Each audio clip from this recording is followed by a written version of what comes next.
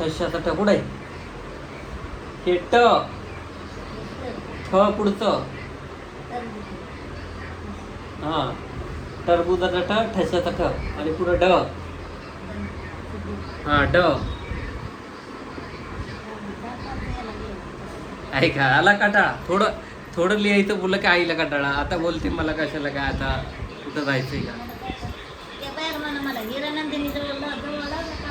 कशाला काम आले? तू शिक ना आहे वाचायला शिक पुस्तकं. घरात बोर होते तर पुस्तक वाचायला शिकवायला आईला तर आई बोलते आता मला काय कुठं नोकरी करायला जायचंय का? पण पुस्तक वाचता आले पाहिजे चांगले चांगले म्हणून आईला लिहिणं शिकत होतं. मग नाही शिकायचं? हा सर्व झाली नाही. थोडं थोडं शिकायचं ना. शिकल्यावर बघ वाचायला शिकल्यावर तुला कळ ना का पुस्तकात लोकांनी काय लिहिलंय. मग चांगल्या चांगल्या स्टोऱ्या वाचायला येतील तुला. हा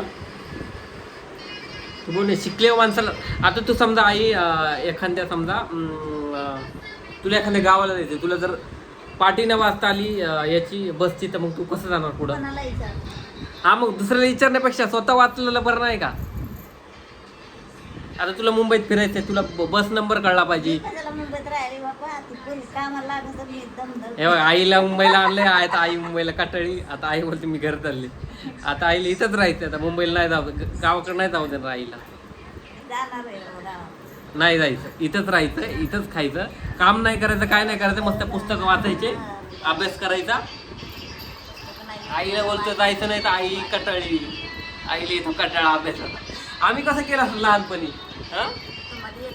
हा काय काय बोलली? कशाला येत होतं? पळत हाणून मारून नेऊन बसायची शाळेत आम्हाला. आम्हाला नसन का कंटाळ येत तेव्हा. आता शिकवायला लागलो आईला तर आईला कंटाळा येईल. आई उपयोग येतोय कशा ना कशाला तरी उपयोग येतो. शिकलेला वाया थोडं जाते का? हा बाबासाहेब काय म्हणले तर माहितीये का? काय म्हणले? हा अरे शिक्षण वागणीचं दूध आहे. म्हणजे एकदा शिकलं तर ते काही ना काही उपयोग येते. तर शिक्षण हे वागणीचं दूध आहे आणि जे पिन ते गुरगुरल्याशिवाय राहणार नाही. म्हणजे तू शिकली तर ते शिक्षण कधी ना कधी कुठं ना कुठं तुला उपयोगात येणारच. ते वाया नाही जाणार. म्हणून तुला मी बोलतोय की थोडं तरी शिक. तुला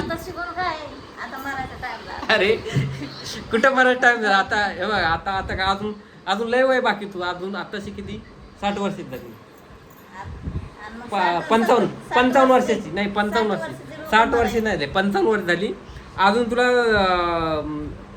40 वर्षाचा काहीतरी.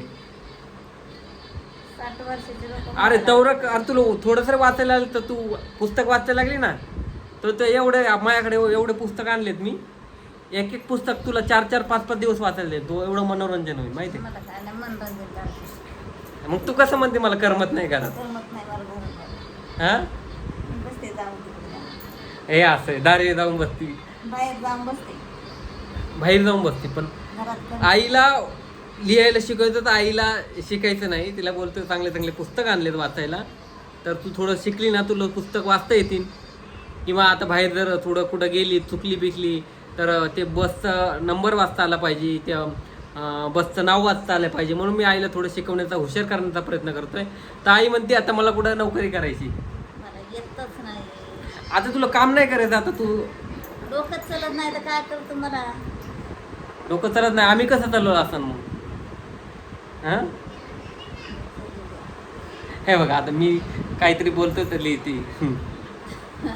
काय अशी आमची आई बाबा गावाकडे तेच जाऊन मोलमजुरी करायची लोकांची खुरपणं करायचे.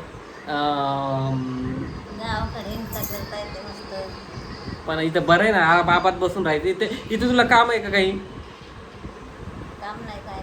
आता आयुष्यभर एवढं मेहनत केली मर केली घर चालवलंय. आता आबाद बसून खायचंय ना. आता काही नाही करायचं आबाद बसून खायचंय. मी तुला आता तुला म्हणतोय ना काहीच नाही काम करायचं फक्त आईचं बसून खायचं. काय बनवायचं नाही काय नाही. पण तरी आईला आता करमत नाही मुंबईला. आता कसं केलं पाहिजे सांगा बरं? हा कुठं? अरे पण आता काम केलं पण आराम करायचा असतो ना. आता कधीतरी